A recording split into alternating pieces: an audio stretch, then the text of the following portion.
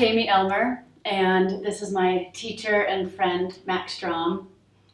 We're in my studio, and Max has been visiting us for a few days, and it's been absolutely great to have you at our home and just be able to talk way more than we have in years.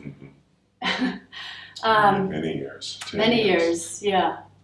And I first started practicing with Max when I was 21, so... What year was that?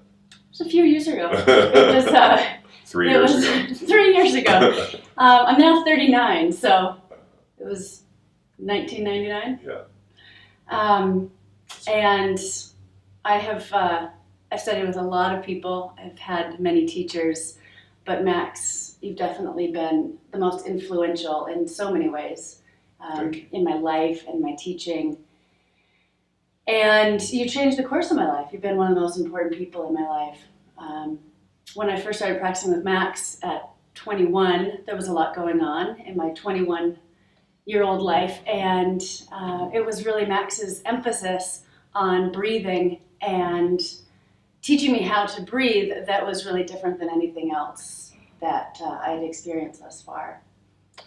The breathing patterns help you emotionally. They can help with depression, anxiety, sleep dysfunction, and so on. Unfortunately, this isn't widely taught, so I think it was the first time you were exposed to it, really. Yeah. I mean, my background was in dance, and obviously I had really strong cardio just from being a mover my whole life. Extraordinary dancer. I saw her once. But, you know, that awareness of the breath and then really learning how to breathe well that you really emphasized in your classes was the difference. And that's really when emotionally things started to change for me. And I wasn't just going to yoga class to do the postures, really. Yeah, Jamie was a superlative student, one of my best students in terms of understanding alignment, posture, movement. You know, her background in dance, of course, helped, but she was also a bit of a prodigy. But from what you can hear, that's not the part that was most significant in terms of her overall life. Because if you don't learn breathing patterns, you can become really strong, really flexible practicing yoga and still be really full of anxiety or be the angriest person in the room or still live on antidepressants because you don't know what else to do. So you go to yoga every day, you do your practice, and you're still depressed. You look better and you feel better in your body, but still emotionally you can be a wreck. And once you learn the breathing patterns, I know it doesn't make sense to everybody until they've done it. Within 10 minutes you can feel better and there's no side effects. That's the great part. And once you learn it, it's free. Yeah, and you can do it anywhere. That's right. So that was a very significant time in my life. And I remember you asking me if I would take your teacher training. And I thought, no way. That's right. The idea of standing in front of people in a room was just petrifying, horrifying, terrifying. And you asked me about it a couple times. You even called me at home. And I finally said yes. Once you said that I could take it just to deepen my practice. Just take it like a workshop. And I thought, okay, I can wrap my head around taking it like a workshop. And then, you know, one teacher training turns into a few, and I began assisting you. And I put you on the schedule without your permission, Yeah. teaching schedule. That's how she started teaching. And I was really angry at you for that. But thank God you did. I probably would have never initiated teaching, and it's my most favorite thing in the world to do now.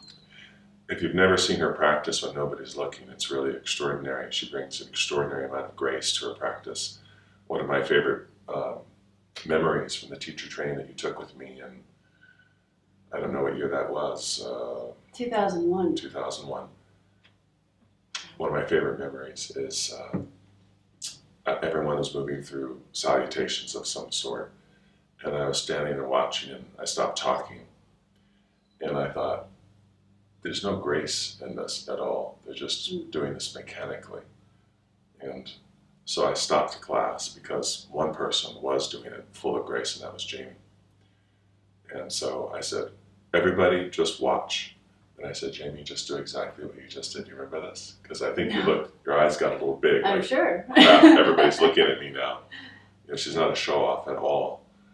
And so she did the same movements with extreme grace. And I said, now do it like that. And the whole room transformed.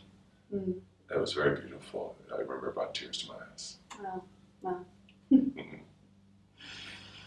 So, besides your teaching and pushing me into teaching, I think that one of the other just special things is that it's been 18 years and I still see you as my teacher, and we also have a friendship.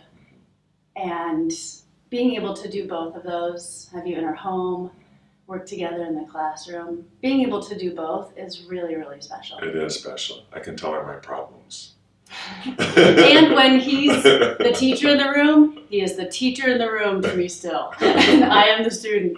And that's important. It's important to be able to, and rare that you can keep up a friendship and teacher-student relationship and any kind of relationship that has those, that where we're both wearing different hats at different times. Yeah, and neither one of us engage in theater where we pretend to be perfect teachers every step of the way in our life.